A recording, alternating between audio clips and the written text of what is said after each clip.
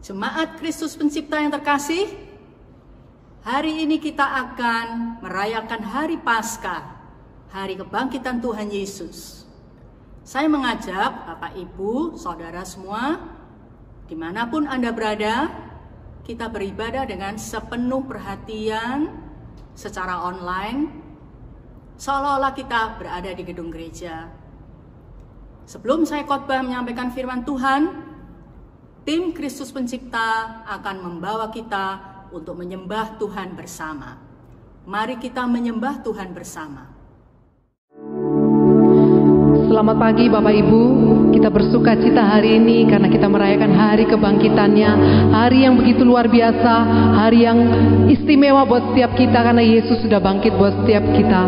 Di Mazmur 22 ayat 4 berkata bahwa Engkau Allah yang kudus bersemayam di atas puji-pujian umat-Mu. Kami percaya Tuhan, Engkau hadir, Engkau yang berkuasa di atas setiap puji-pujian kami Tuhan. Engkau Allah yang luar biasa, Engkau Allah yang hidup, Engkau Allah yang berikan kami kemenangan Tuhan. Terima kasih Yesus, terima kasih.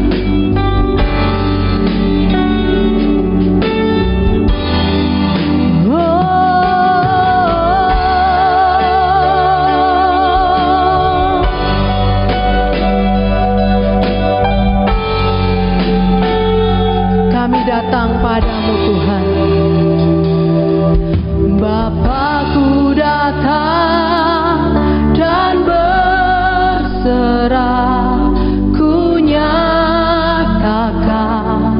Kau yang berkuasa dalam gelap. Kau setia, Kau cahaya hidupku.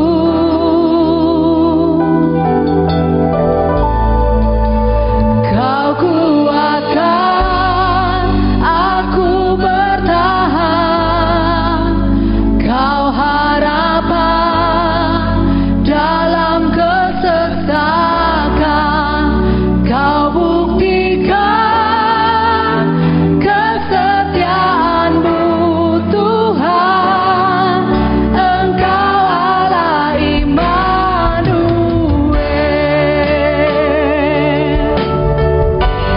Engkau Tuhan yang akan selalu menyertai kami, memberikan kekuatan buat setiap kami Tuhan. Bapakku datang untuk menyembah, ku nyatakan Kau yang bertata dalam lemah. Kau sempurna, Kau cahaya bagiku.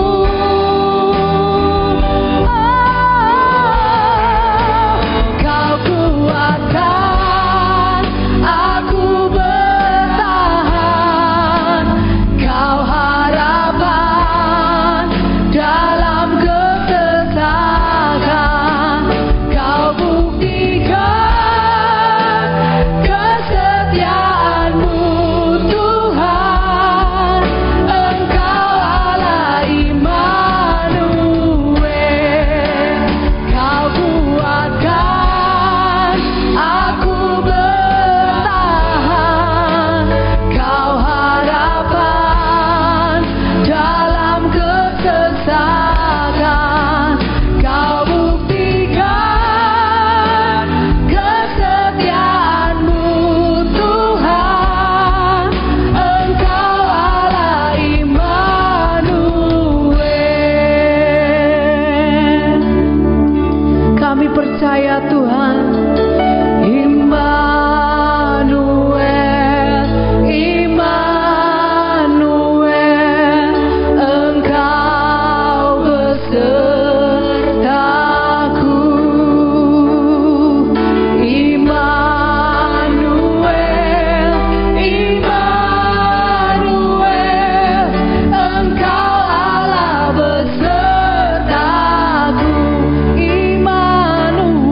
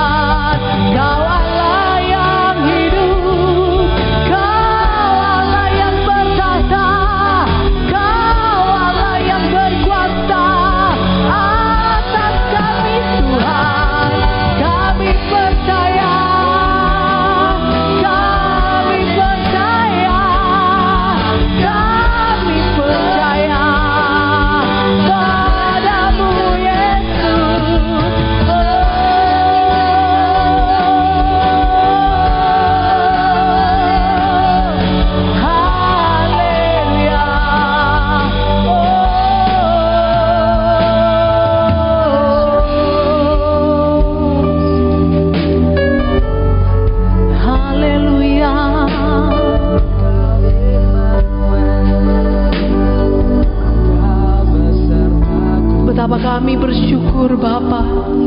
Betapa kami bersuka cita Tuhan, karena kami punya Bapa yang besar, kami punya Bapa yang hidup, kami punya Bapa yang berkuasa untuk selama-lamanya Tuhan.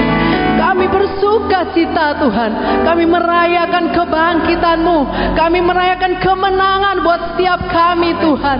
Terima kasih Yesus, terima kasih buat pengorbanan-Mu yang luar biasa buat setiap kami Tuhan.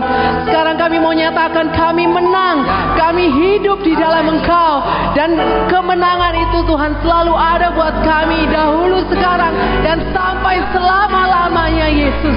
Terima kasih Tuhan, terima kasih. Biarlah kuasa-Mu Tuhan terjadi, mujizat-Mu terjadi buat setiap kami, pemulihan terjadi, kesembuhan terjadi, karena kami punya Yesus yang berikan kemenangan buat setiap kami. Terima kasih Tuhan. Di dalam nama Tuhan Yesus yang berdoa bersama saya katakan amin. Bapak Ibu percaya bahwa kita sudah menang, amin? Amin. Senggol kanan kirinya yang ada bersama Bapak Ibu, katakan hari ini kita merayakan kemenangan Tuhan kita. Haleluya, haleluya. Engkau anak Allah yang luar biasa, Engkau Allah yang menyembuhkan, Engkau Allah yang menyucikan, karena kuasa-Mu itu Tuhan besar di atas segala-galanya. Haleluya.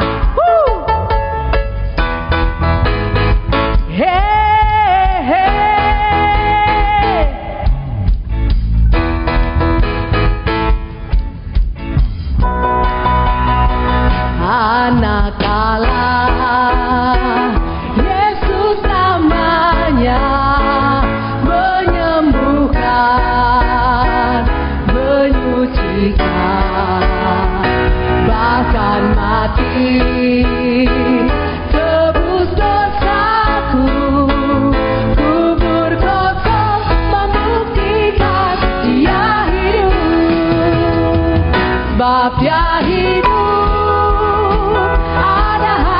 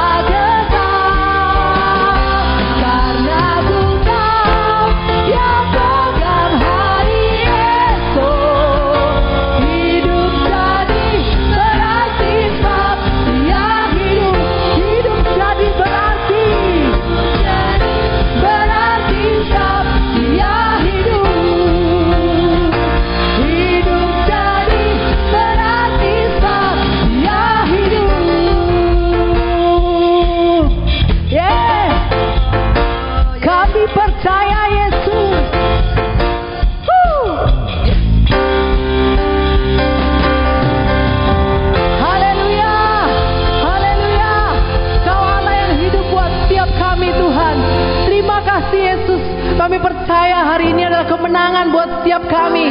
Kami mengalahkan setiap dosa mau Tuhan. Kami mengalahkan setiap kesalahan kami, kekurangan kami Tuhan. Kami percaya kami menang bersama-Mu Tuhan. Jalan-jalan Kau sudah sediakan yang terbaik buat setiap kami Tuhan.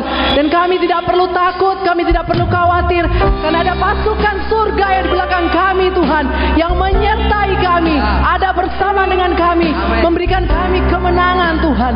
Terima kasih Yesus, terima kasih Tuhan. Haleluya.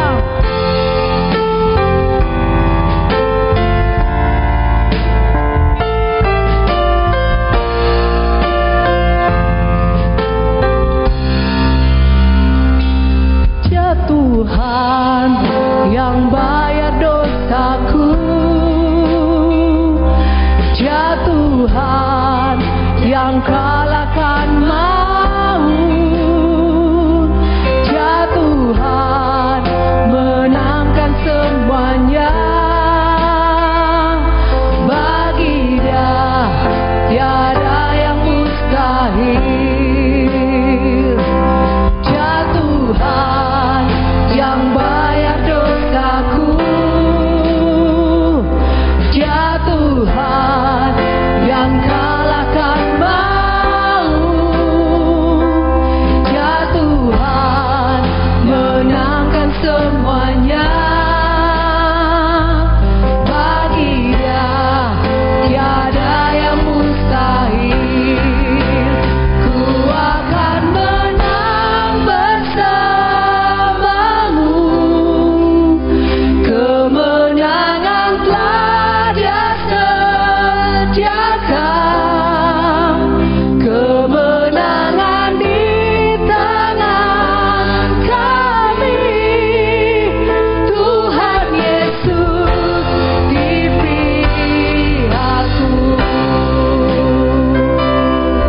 Kami percaya Yesus Tuhan, ya Tuhan yang bayar dosaku, ya Tuhan yang kalahkan maut, ya Tuhan menangkan semuanya. Bagi Dia tiada yang mustahil. Ku akan menang bersamamu,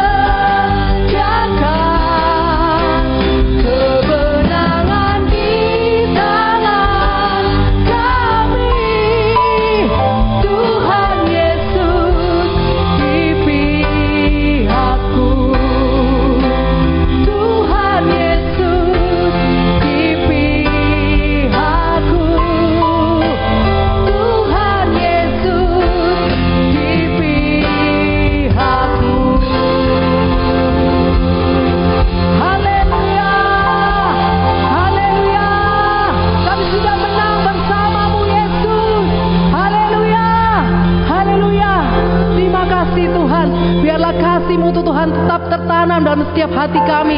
Dan kami mau tetap selalu penuh sukacita, penuh damai sejahtera Allah. Damai sejahtera Allah yang melampaui segala akal akan selalu memelihara hati dan pikiran kami Tuhan. Karena kami punya Tuhan Yesus yang berkuasa dan menang atas setiap pergumulan dan masalah kami Tuhan. Terima kasih Yesus, terima kasih. Di dalam nama Tuhan Yesus kami sudah berdoa dan mengucap syukur. Bersama kita katakan amin. Haleluya.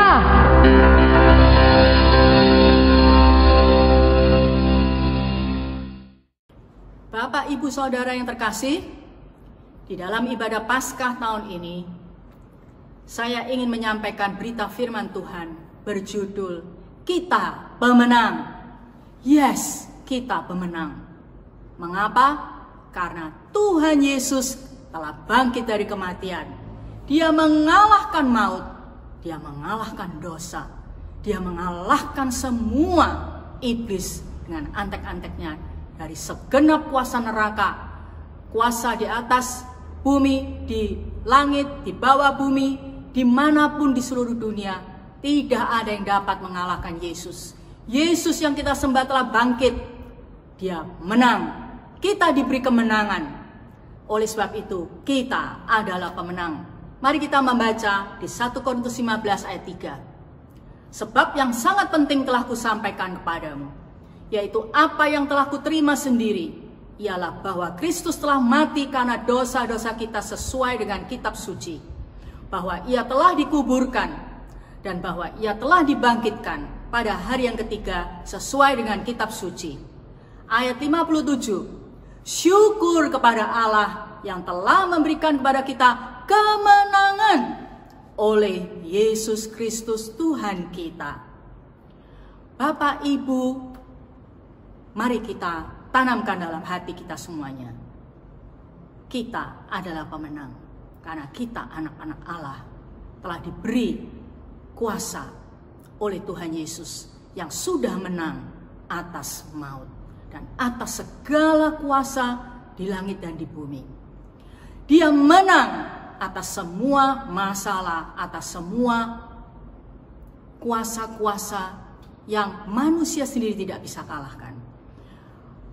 Ayat 58 dikatakan, karena itu saudara-saudaraku yang kekasih, berdirilah teguh, jangan goyah, dan giatlah selalu dalam pekerjaan Tuhan.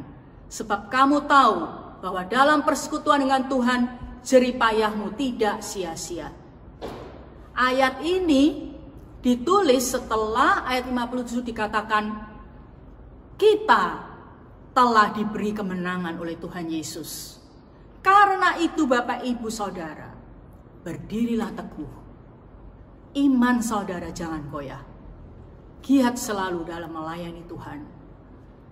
Karena kita tahu jerih payah kita tidak sia-sia sama sekali. Bapak, Ibu, mari kita sungguh-sungguh kuatkan iman kita. Jangan goyah. Saya ingin membahas kata pemenang sedikit lebih dalam. Apa sih makna kata pemenang itu? Ada 3 poin. Nomor 1, kalau mau jadi pemenang berarti ada peperangan. Peperangan melawan musuh. Yang kedua, ada medan peperangan. Ketiga, ada senjata. Di dalam peperangan melawan musuh, ada medan perang dan ada senjata. Mari kita bahas satu persatu lebih dalam. Yang pertama, peperangan melawan musuh. Perjuangan itu benar-benar real.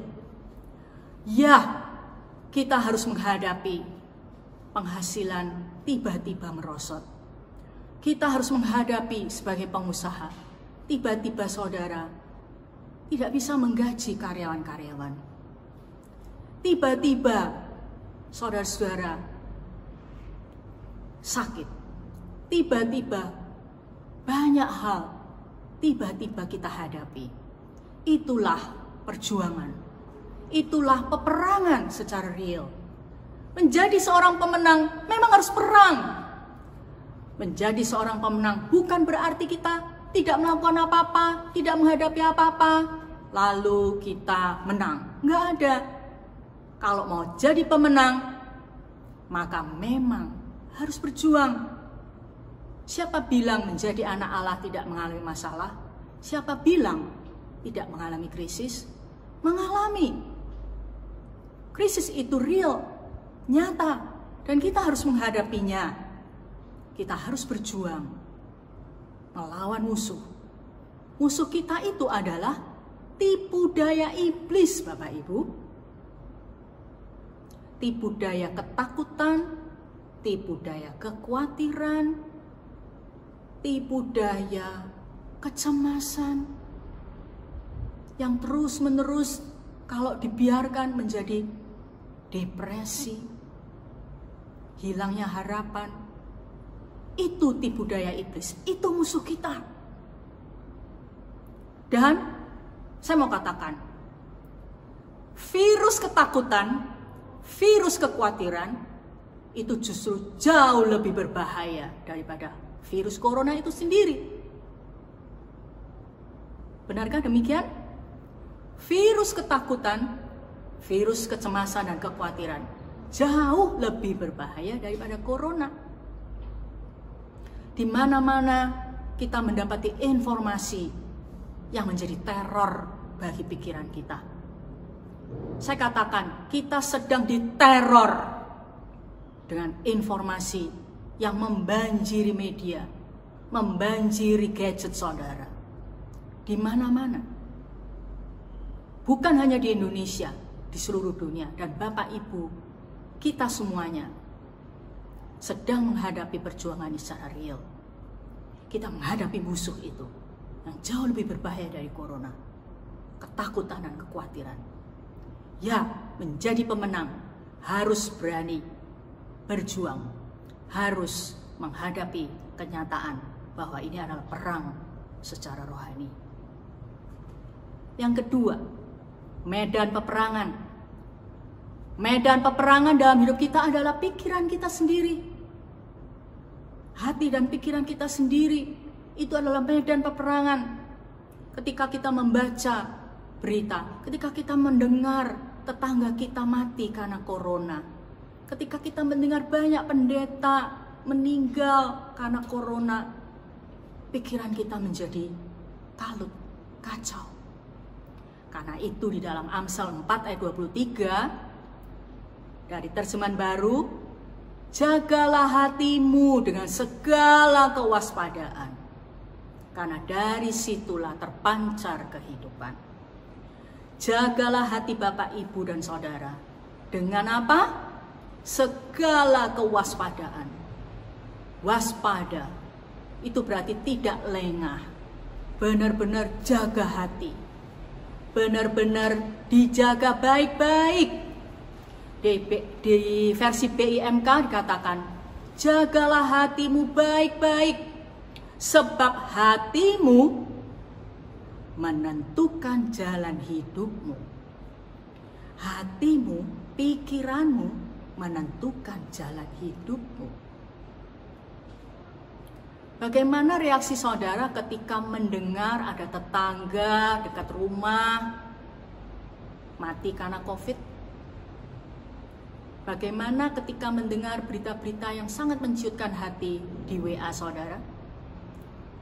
Apakah saudara biarkan pikiran saudara kena ketakutan itu, terpengaruh, sangat terpengaruh? Atau Bapak Ibu benar-benar waspada, benar-benar menseleksi berita-berita yang boleh masuk dalam hati saudara dan pikiran saudara atau tidak? Waspada. Jangan semua berita dimasukkan di hati. Bapak Ibu, kalau saya ditanya, Cik Hana hari ini udah mati berapa? Saya bilang terus terang, aku nggak tahu. Aku memang nggak dengan sengaja mengikuti berapa mati, berapa kena positif COVID, segala macam. Enggak. Bapak Ibu pagi-pagi bangun, setelah saya menyadarkan diri dari bangun tidur, saya pasti membaca firman Tuhan. Saya mau mengisi pikiran saya dengan firman.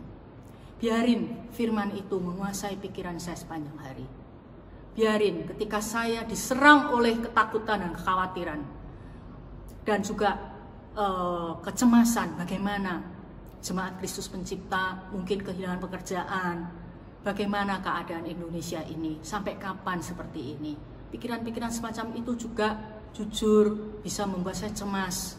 Tetapi ketika saya diserang tipu daya kecemasan itu, saya langsung punya modal firman Tuhan yang tadi pagi saya baca. Dan itu membuat hati saya damai. Dan saya ingat lagi bahwa saya punya Bapa yang sangat luar biasa, penuh kasih sayang, dan penuh dengan kuasa yang dahsyat. Saya nggak perlu khawatir, saya nggak perlu cemas. Bapak Ibu, kalau Bapak Ibu menjaga pikiran dengan segala kewaspadaan, maka Bapak Ibu di dalam peperangan ini tidak akan kalah, tapi menang. Bapak Ibu, yang ketiga, berbicara soal pemenang. Kalau mau menang, harus punya perlengkapan senjata rohani. Saya hari ini pengen ngomong tentang 2 poin, perisai iman dan pedang roh. Efesus 6 ayat 16, dalam segala keadaan pergunakanlah perisai iman. Sebab dengan perisai itu kamu akan dapat memadamkan semua panah api dari si jahat. Saya mau ulangi lagi. Dalam segala keadaan pergunakanlah apa? Perisai iman. Sebab dengan perisai itu kamu akan dapat memadamkan semua panah api dari si jahat. Mari kita membaca bersama-sama di rumah masing-masing sama-sama saya. 1, 2, 3. Dalam segala keadaan pergunakanlah perisai iman, sebab dengan perisai itu kamu akan dapat memadamkan semua panah api dari si jahat. Bapak Ibu, memang teror informasi, memang tipu daya iblis terus berusaha menyerang kita. Tapi gunakan perisai iman, tameng iman saudara. Jadikan iman saudara tameng. Dan iman itu dapat memadamkan semua panah api si jahat dari si jahat. Semua tipu daya, ketakutan, kecemasan, kekhawatiran, apapun itu dapat langsung dipadamkan, dapat dilumpuhkan kuasanya dengan iman. Karena itu Bapak Ibu perlu sekali selalu membangun iman di dalam Yesus. Bapak Ibu, itu perlengkapan yang sangat penting. Yang kedua, senjata rohani kita adalah pedang roh, yaitu firman dan doa. Efesus 6 ayat 17-18, dan terimalah ketopong keselamatan dan pedang roh, yaitu firman Allah dalam segala doa dan permohonan. Bapak Ibu, di saat-saat seperti inilah, di saat-saat peperangan seperti inilah, hari demi hari Bapak Ibu mendapati kenyataan omset turun secara signifikan. Turun sekitar 50%, 60%. Pekerja harian tidak mendapatkan penghasilan lagi. Sangat kecil kalau ada. Tidak cukup untuk makan sehari-hari. Bapak Ibu, dalam segala keadaan, kata firman Tuhan, termasuk dalam keadaan seperti yang kita alami saat ini, gunakan perisai iman dan terimalah ketopong keselamatan dan pedang roh, yaitu firman Allah dalam segala doa dan permohonan. Artinya, dalam doa-doa saudara, doakanlah firman Tuhan, pakailah ayat-ayat firman Tuhan di dalam doa saudara. Perkatakanlah firman Tuhan kepada diri saudara sendiri. Deklarasikan firman Tuhan.